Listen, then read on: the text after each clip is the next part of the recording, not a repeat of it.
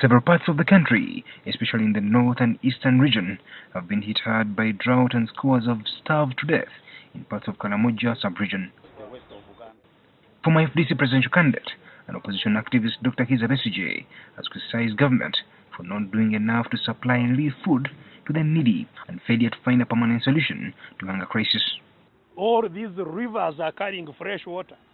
The various lakes all over the country are fresh water.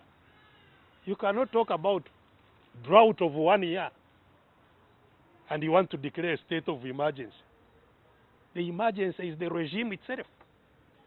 He also lashed out at government for what he called a shameful move to stop FDC party's campaign of distributing food items, yet government was not doing much as people starved to death. There is no reason why a regime that has been around for more than 30 years cannot solve the problem of food in the country. And when there is a drought for 1 year, you say there is an emergency. The former presidential candidate also condemned the move this week by Inspector General of Police General Kaihura to parade suspects. Bessie says this is illegal and an abuse of human rights. So what message are you giving to those who are related to them, who would help you in investigations? All of them to go and hide and kill the evidence because they know whom you have arrested and why you have arrested them. So these are very, very suspicious things. He also advised police chief to resign for violating the law and annulling suspect Shabeli. Yesterday, General Kaihura said he blocked no law. Kaihura should be thrown out of office. Of course, if it was a more decent political system in which people have authority, he would have resigned himself.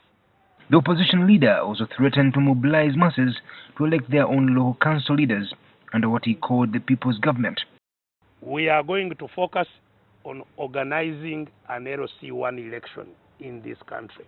Whether the government, whether the regime of the dictator is supportive of it or not, we are going to... Government recently postponed the exercise, saying there were no funds for the village elections last held in 2001.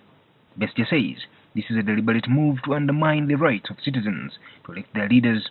You cannot even seek to address security the way the police is masquerading and others.